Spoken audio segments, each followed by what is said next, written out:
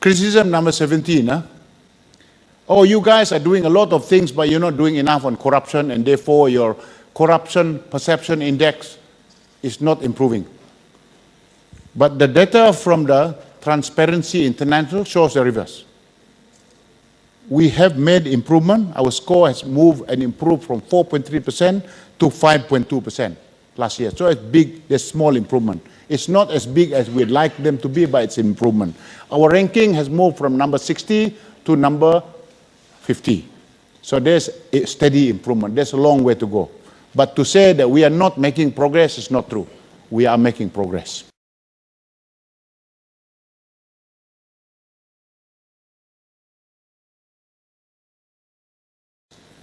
BRIM is a waste of money.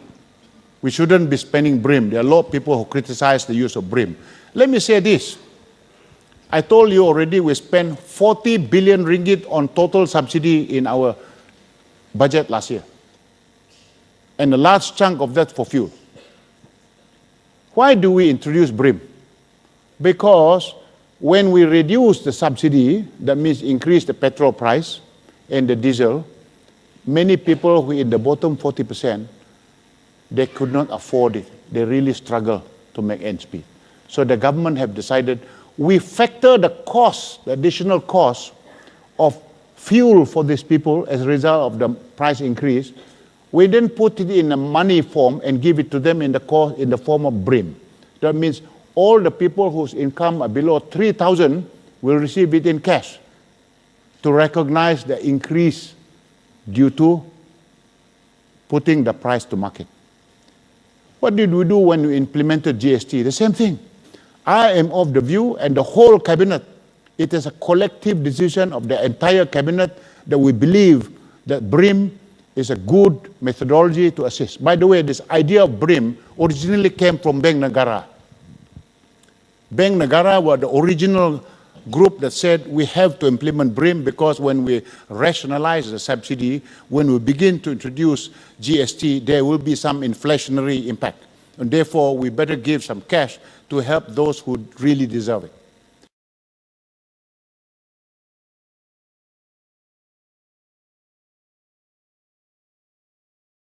Give some cash to help those who really deserve it.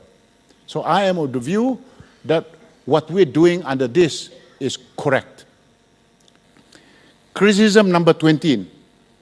You don't do enough for bumiputeras.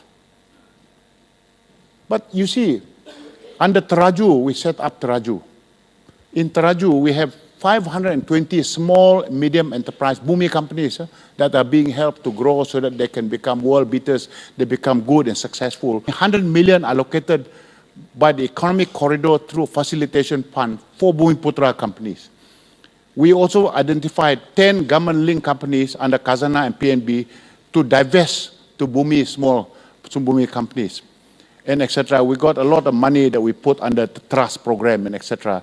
By the way, 45% of the MRT project were carved out for bumi companies. But what did we do? We asked the bumi companies to compete.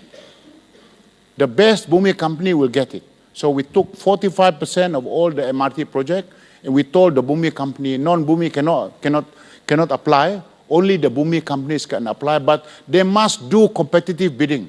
We don't want Alibaba type of bumi companies. We want the real bumi companies that participate and they get awarded the contract on the basis of merit.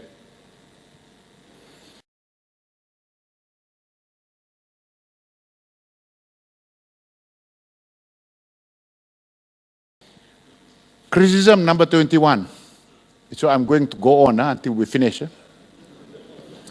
I don't believe your results. Very nice statistics, Idris. PM announced this under our the annual report. By the way, all the data I presented to you, PM already announced this. And that was part of the reason why we want to thank you this afternoon as well. By the way, we have an external audit and validation process. PricewaterhouseCoopers, every year, they look at our data and verify it. And they certify on the annual report that the data is valid, it's in order. If there are any changes, they were changed before the audit is released.